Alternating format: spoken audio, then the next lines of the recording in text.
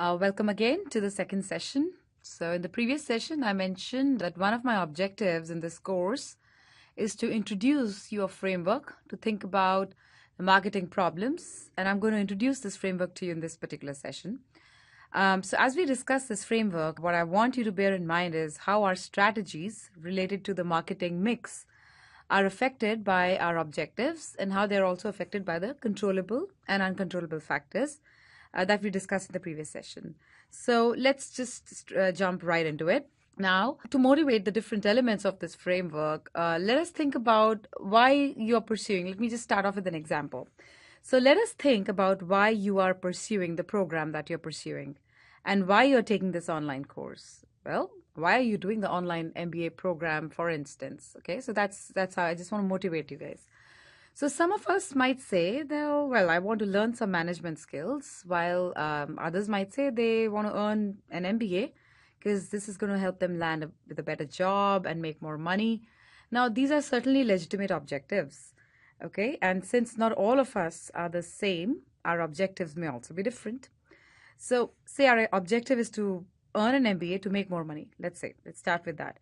Then it's reasonable to ask why earning an MBA would help us achieve the objective of making more money. Is earning an MBA the best strategy to help us accomplish this objective? Or are there other alternatives that we could possibly consider or look at to achieve this particular objective?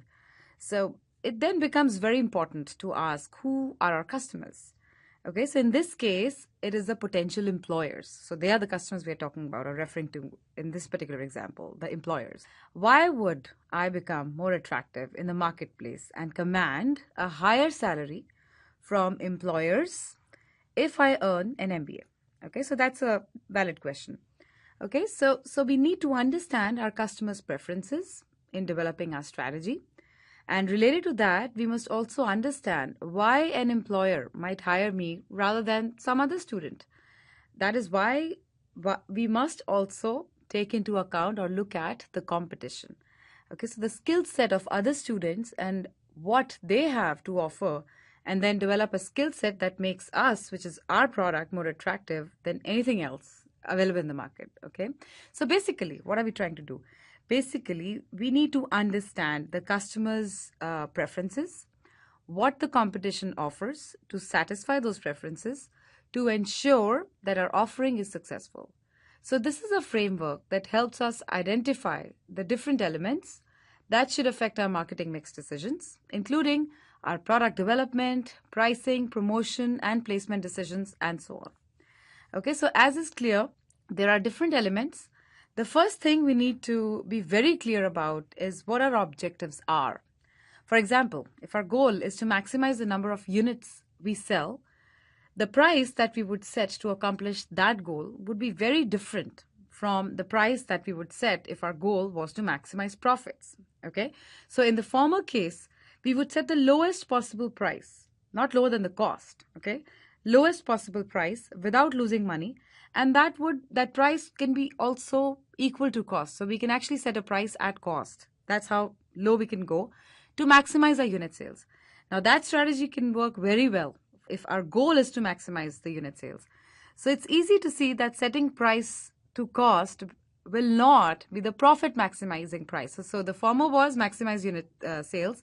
And the other goal is, if let's say you want to maximize profits, do you think the same pricing strategy is going to work if your goal is to maximize profits instead of unit sales? So what will happen if you use the same strategy, if you were to maximize profits? If you set the price to as low as the cost, what is the margin that you're going to make per unit? 0. Okay, so that same pricing strategy can help you accomplish your goal in one case. And in the other case, you certainly will never be able to maximize your profits because your margins are going to be 0.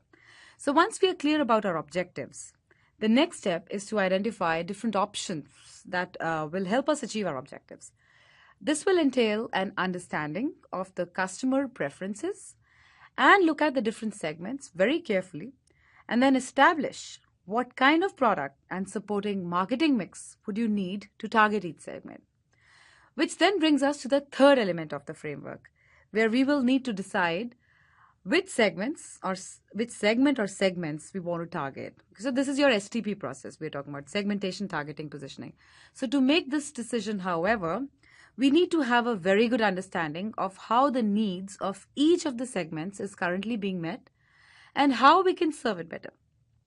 So to answer this question, we would need to do an analysis of the competitors that we would face in serving the needs of each of these segments, while recognizing that the set of competitors that you might face in each segment may also be different. Okay, so we can't just always have one competitor. We may have multiple competitors, and these multiple competitors may also be very different. So for instance, if there is a segment that is quality sensitive segment, the set of competitors you would face in serving the needs of this particular segment may be very different from the set of competitors you may face while serving the needs of the segment that doesn't care much about the quality. Maybe they are more price sensitive. Okay, so this then has a bearing on the 4 Ps, in that if we want to succeed in the quality sensitive segment better than the competing offerings in the competitors in the marketplace, then we need to ensure that our products serve the needs of the quality segment better, way better than the competing offerings, and of course offer a higher value to this particular segment. So this then feeds into our product decisions and our core strategy, which is about communicating the differential advantage, the positioning of the product, and of course the value proposition. Okay, so the core strategy essentially is about making a statement to the targeted segment that here are some reasons why our offering is superior to the competing offerings, and hence you should buy our product and not someone else's product.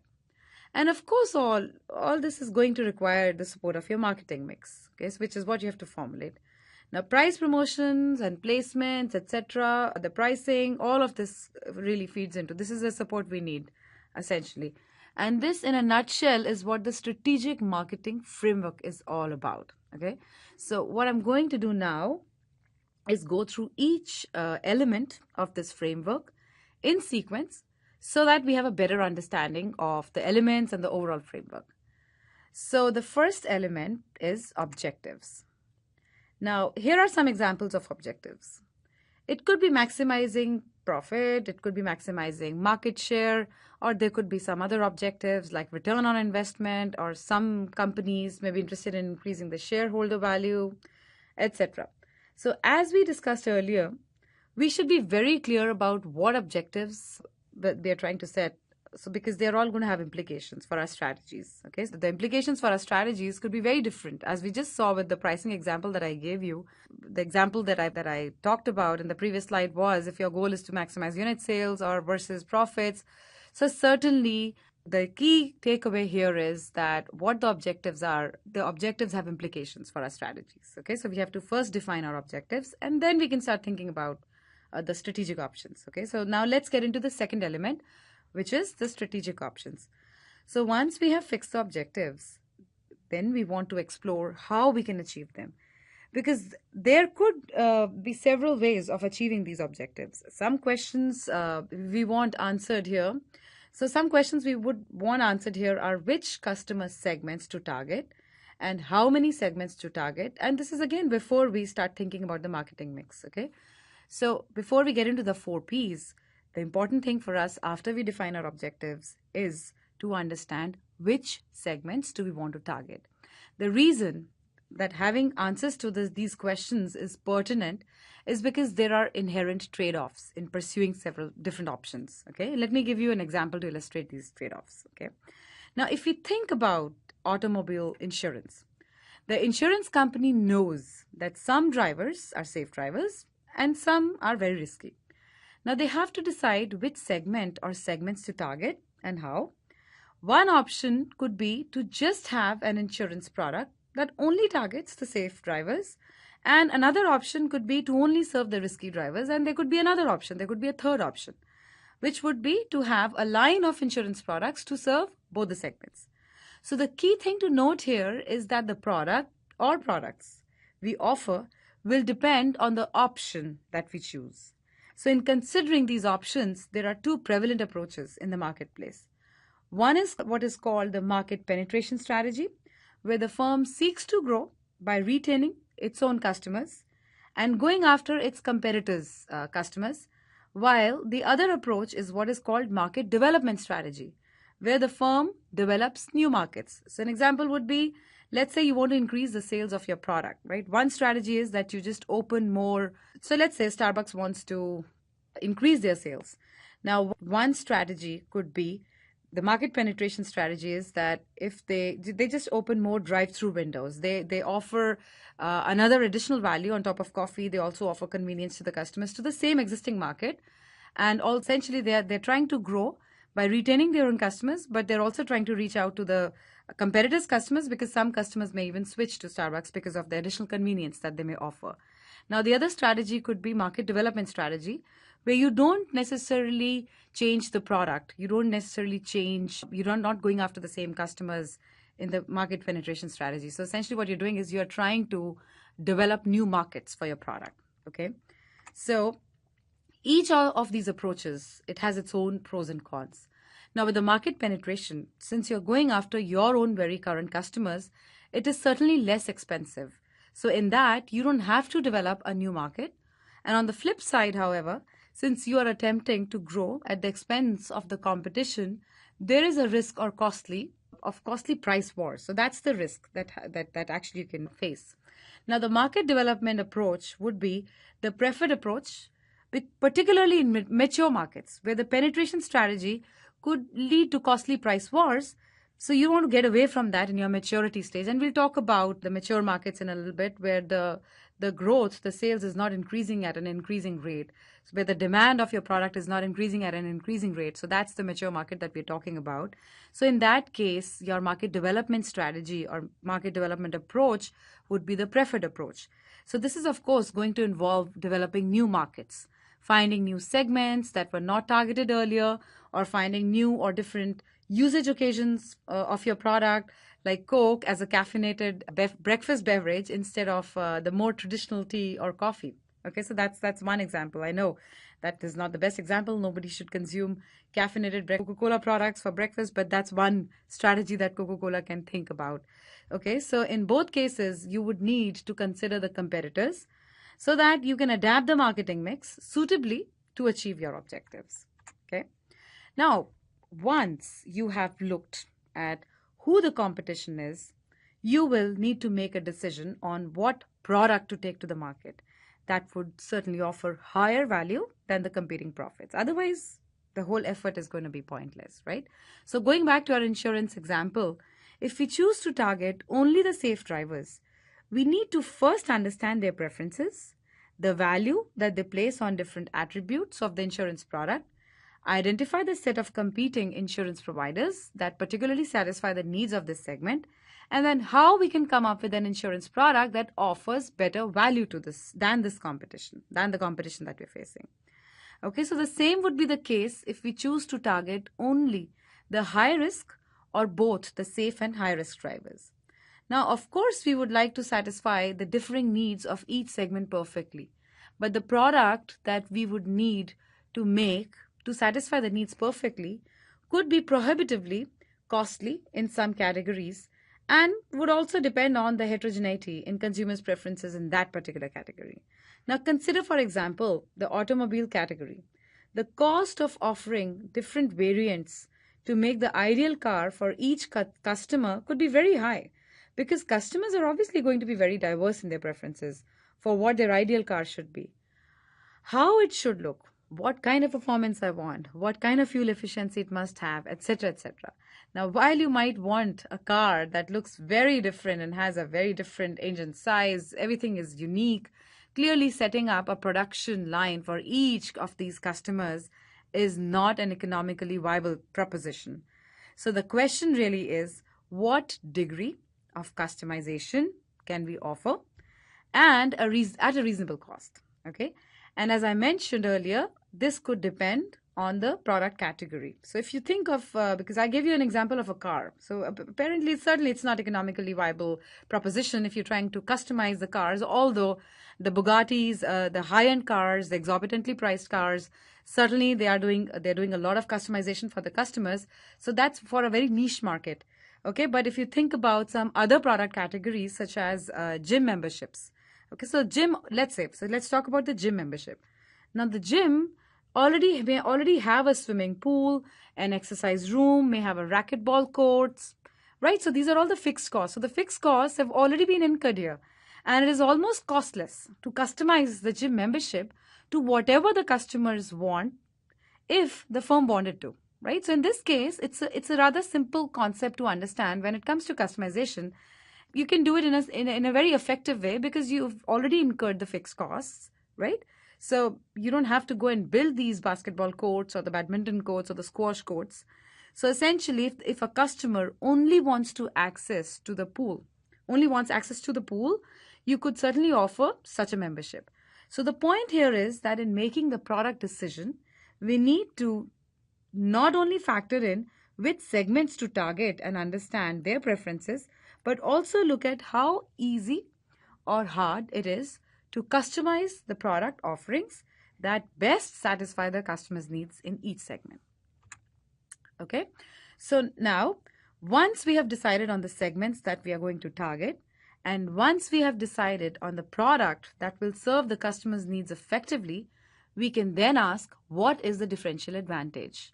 That is, why should the customers buy our product and not that of the competition? So there are two things here. One is what the customers want and what the competitors are offering. Now, in order for the customer to prefer our product to anything else out there, we need to have some sort of competitive or differential advantage. For our product to have a differential advantage, it must have the following characteristics. The customers must notice the enhanced value. So if we have a product that offers higher value, but the customers don't even notice it, it's going to be very, very hard to communicate the enhanced value and extract any rents from the customers. Okay, so on the other hand, if they notice the enhanced value, they better be willing to pay for it. That's the next challenge. So if you offer them enhanced value, then the willingness to pay for it certainly becomes important. So essentially, we have to understand to what extent we want to go, how far we want to go to enhance the value, because ultimately the willingness to pay for that enhanced value is going to be the selling point. If not, we are essentially offering increased value for free. So which is going to be extremely costly for us, right? So finally, the differential advantage we have must be sustainable also in the long run. If not, a competitor could easily mimic the advantage and completely erode our competitive advantage. So all the effort that you may have expended, all the energies and efforts that you expended in coming up with the additional value, it's all going to go down the drain.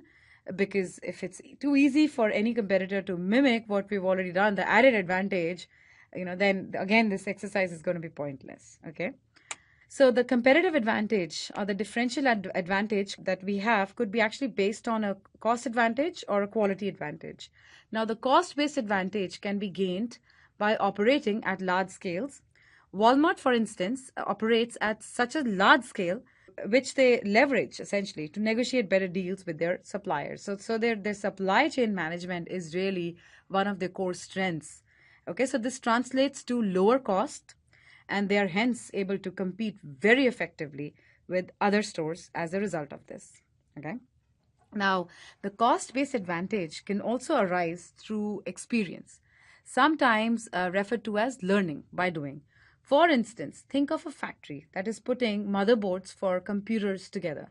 The workers in the factory may initially be very slow in assembling the components because things come with learning, right? To put together in the motherboard. But over time, as they become more adepts so they are certainly going to become more efficient and productive, which in turn would lower labor costs. Okay. Now, quality-based advantage will result if the product is just functionally superior.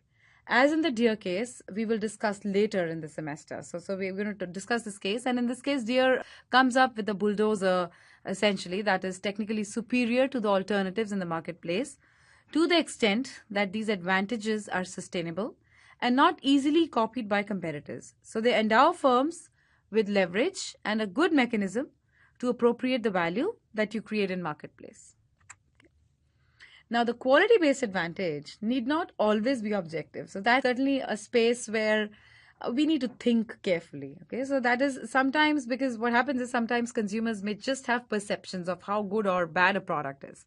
which may not necessarily correlate with the true underlying quality of the product. So it's a lot of it is perception. So we often hear of perception being reality, which in many cases is true and can be a hard force to overcome. Now, branded products are seen as being superior to generics, right?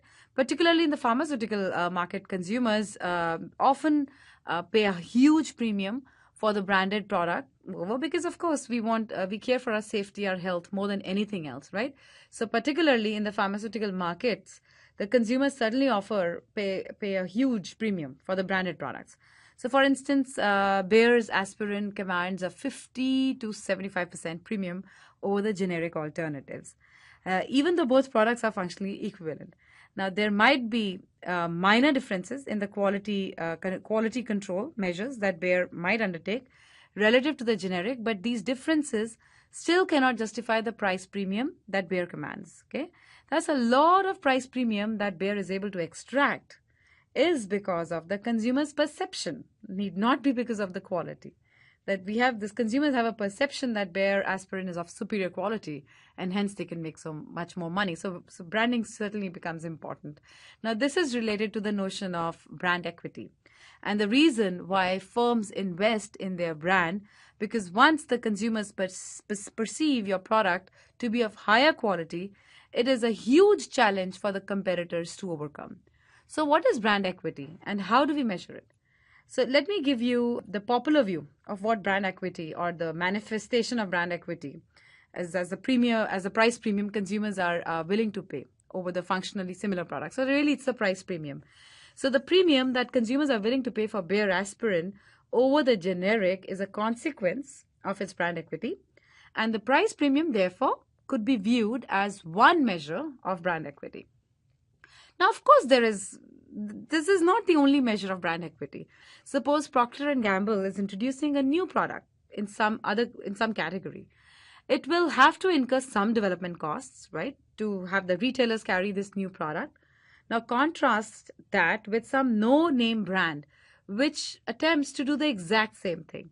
The no-name brand would have to incur higher costs relative to the P&G because the no-name brand has no equity compared to the brand equity that P&G has.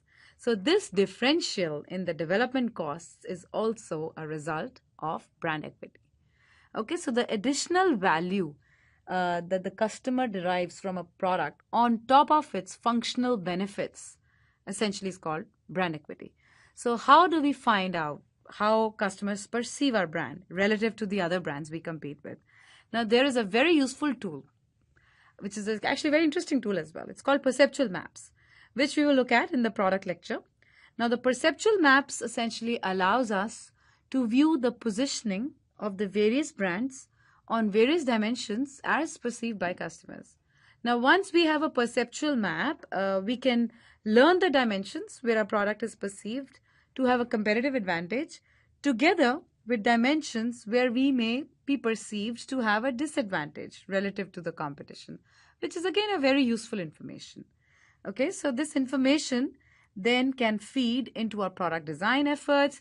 If overcoming the disadvantage calls for a new product offering or into a repositioning or our positioning efforts, if the disadvantage can be overcome by just communicating and educating the customers.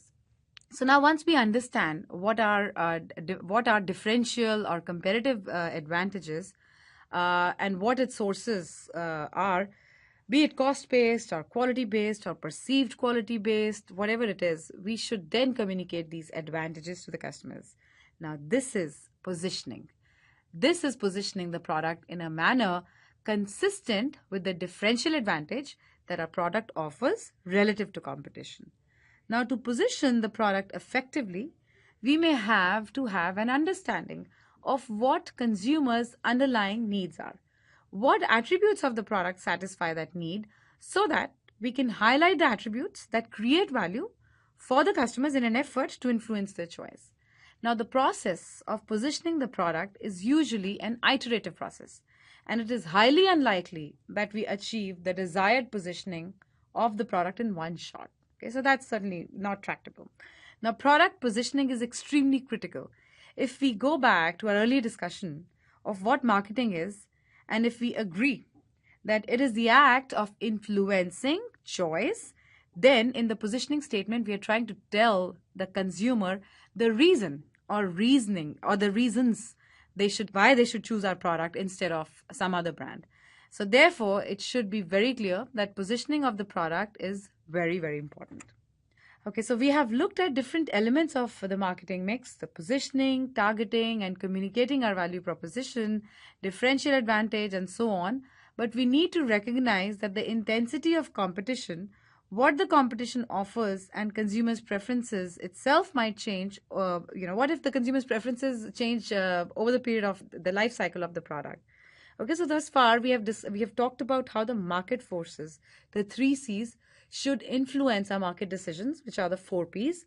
What we are saying now is that these forces will also change over the product life cycle. So whatever 4 P's that you formulate in the introduction stage, in the first stage of your product life cycle, are not going to work as the product lives through its the next stages in the product life cycle.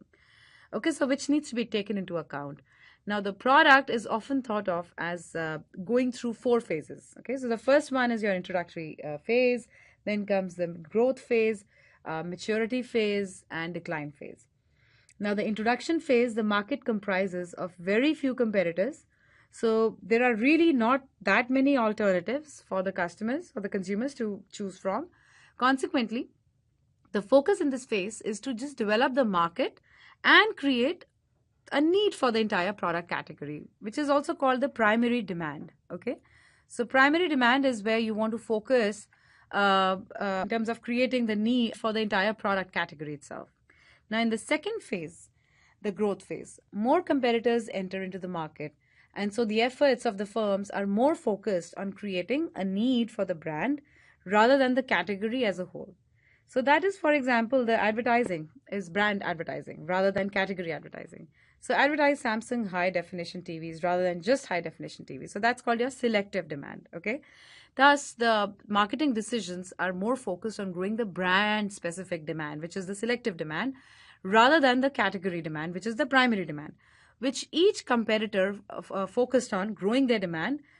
The market grows to its full potential, at which point the category is deemed to enter the maturity stage. So in the growth stage, the product essentially diffuses in the market, and then comes the next stage comes the maturity stage.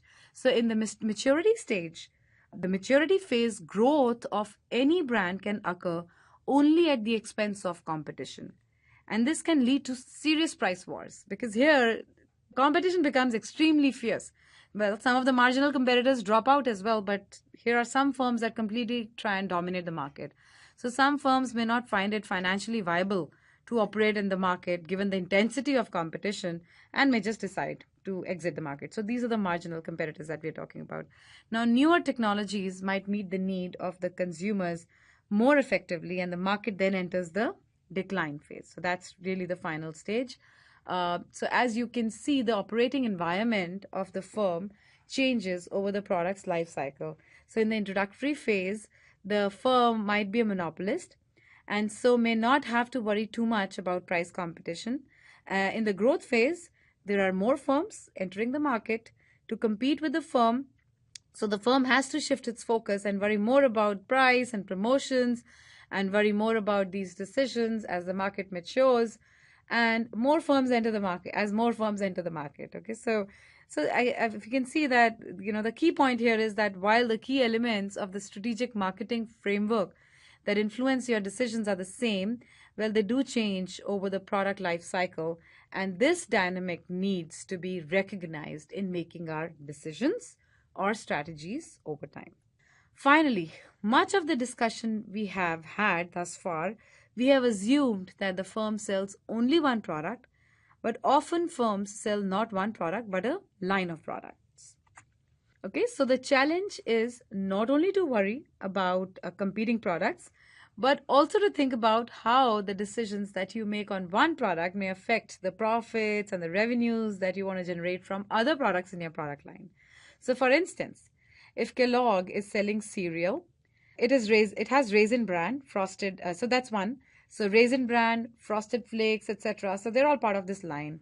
it has to worry about how promoting one brand or brands in a line affects the sales of other products in their line. Okay, so this is something that needs to be internalized in marketing decisions specific to a brand. And related to this issue is the idea of brand equity that we discussed briefly earlier. So, when you have a product line, how do you want to brand them? Do you carry them under the umbrella brand? So that is do so umbrella branding. So essentially, we will talk certainly more when we get into the product session. But umbrella branding is when you use one brand name for all the products and the product lines that you carry. So say for instance, Apple. All of Apple's products that are part of its portfolio, they are all branded under Apple's. So that's the brand name that they have. So that's really what umbrella branding is. So with umbrella branding, you have the same brand being used for all the products in your product line. So Kellogg, for instance, uses the same brand for all its cereals. Okay, this has advantages as all the promotion and advertising investments in the Kellogg name spill over, right? And that's a positive spillover. That may be a positive spillover and benefit all the other brands in the line, because the underlying concept why this thing works is there is a concept called as stimulus generalization. Consumers have a tendency to generalize. If they've had a positive experience or even a negative experience with one particular brand, they have a tendency to generalize it over all the other lines that brand may carry. Okay, and if it's a positive spillover, then certainly umbrella branding really works well. But the downside, of course, is that if one of the brands does poorly, that may adversely affect the sales of other brands in the product line. So, with this approach, the spillover can be positive or negative, which needs to be factored in when making branding decisions. Now, the alternative is to adopt an approach that companies like P&G adopt, which is not to sell their products under one brand name, but rather each product has its own unique name. Now, this is obviously a costlier strategy because each brand needs to be developed independently, because unlike the umbrella branding approach, you're not able to leverage the investments in the existing brand name.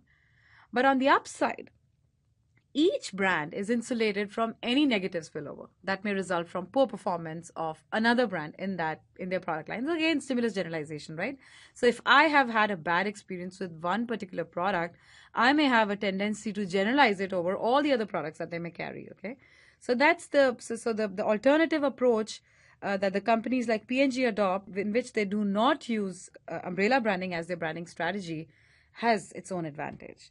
So now other issues that a product line introduces is in pricing, which we'll discuss at length in our pricing session. So as I said before, price changes in one brand in your line may certainly have an effect on the sales of other products in your line. Okay, because they're all part of the same product. So they're like kind of substitutes. And that needs to be factored in making pricing decisions as well. So this concludes our discussion of the various elements of the strategic marketing framework and the forces that certainly impact our marketing mix. And we'll discuss more in the next session. Thank you very much.